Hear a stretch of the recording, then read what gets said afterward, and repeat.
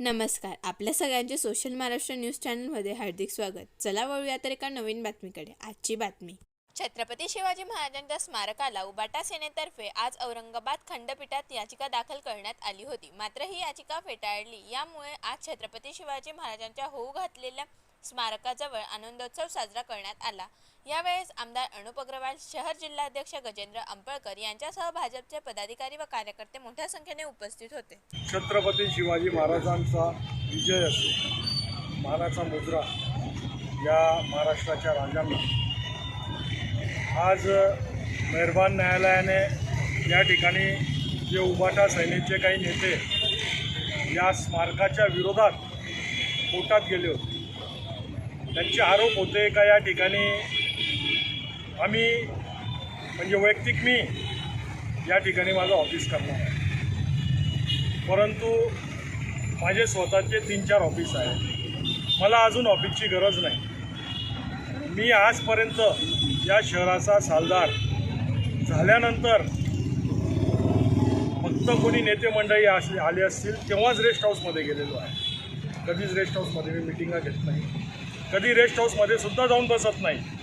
तर मी छत्रपतींच्या या स्मारकाच्या नावाने माझं कार्यालय त्या ठिकाणी बांधेल असं नीच कृत्य मी माझ्या उभ्या आयुष्यात लोकांसारखं करू शकत नाही. दुसरं, नंतर एक आरोप करण्यात आला ही जागा खाजगी आहे, ही बाजूची जागा जी मनोहर थिएटरवाल्यांची, या जागेचा संदर्भ या जागेला देण्यात आला, ते सुद्धा त्यांना माहिती नाही.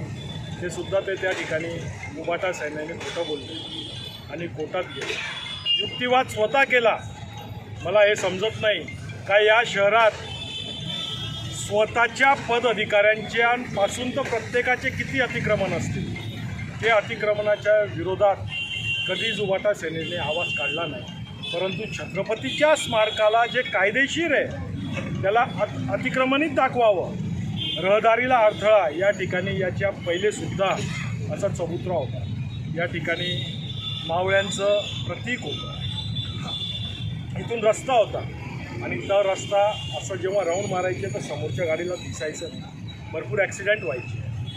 आपण हा चबुतरा बनवल्यानंतर खालून आपण पूर्ण रस्ता सोडलेला आहे, त्या ठिकाणी कुठल्याच प्रकारचं साधं वॉचमॅनचं सुद्धा कार्यालय नाही.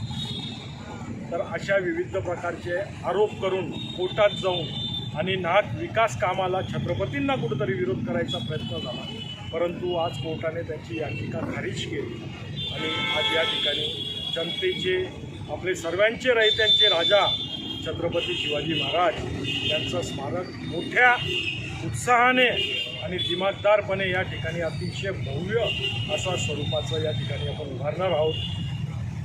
भरपूर कामं या शहरात आपले चालू आहेत, भरपूर कामांना अडथळा आणायचा प्रयत्न करतील, परंतु या पूर्ण प्रक्रियेत मी एकही शब्द कधीच बोललो नाही, मी कुठलीच प्रेस घेतली नाही.